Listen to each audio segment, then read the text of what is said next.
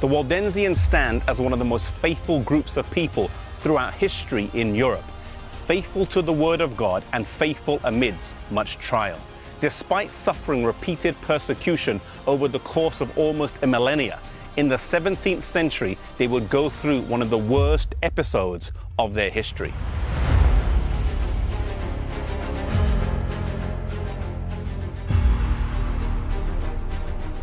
In January of 1655, the Duke of Savoy gave the Waldensians in the lower valleys a choice: either attend Mass or leave the valleys.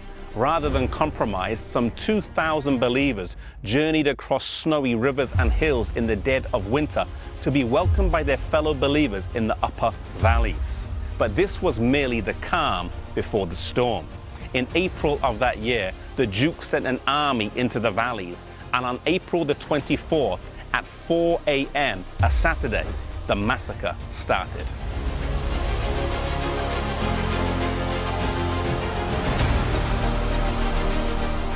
Not content with simply killing them, the soldiers and monks who accompanied them invented barbaric tortures. Babies and children had their limbs torn from their bodies by sheer strength. Parents were forced to watch their children tortured and killed before they themselves were tortured and killed. Fathers were made to wear the decapitated heads of their children as they were marched to their death. Some Christians were literally plowed into their own field. Some were flayed or burned alive, and many endured much worse. Unburied bodies, dead and alive, covered the ground. In order to escape this terrible massacre, hundreds of Waldensians fled to a large cave in the towering Mount Castelluzzo. The murderous soldiers, however, found them and marched them to the top.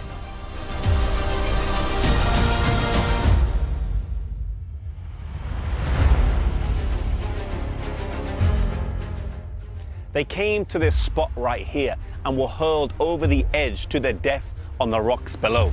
I believe that on the resurrection morning, many faithful believers will rise to glory from the bottom of this mountain and in this valley.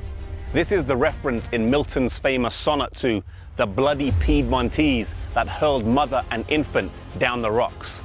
Survivors of the massacre were few, but they rallied together and wrote to Christians throughout Europe for help. Their letters included the heart-rending words, "Our tears are no longer of water, they are of blood. They do not merely obscure our sight, but choke our very heart."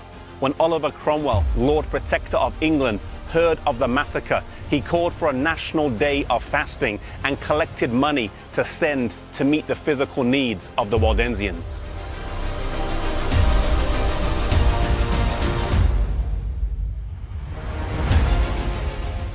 This was not the only instance of persecution, and it continued over 3.5 decades, from 1655 to 1689. During that time, more than half were driven from the valleys. Yet in 1689, Henry Arnaud from Noyon, Switzerland, led a force of 800 warriors back to the border. In the winter, they resisted 4 separate attacks from a much larger army.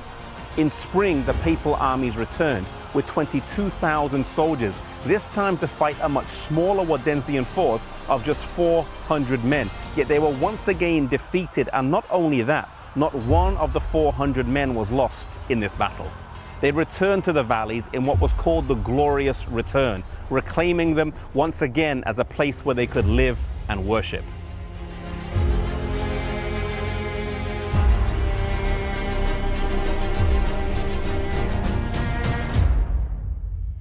The Waldensians had a faith that reminds me of Job. They were a people who suffered attacks and persecutions for several centuries, close to 1,000 years, suffering immeasurably. For many, it did not weaken their faith, but rather strengthen it.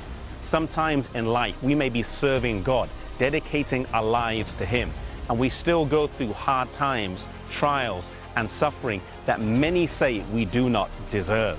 May we have a faith like Job, who said, "Though He slay me, yet will I trust Him." Whatever we go through in life, may we stay hold of God, trusting that He has our best interests at heart.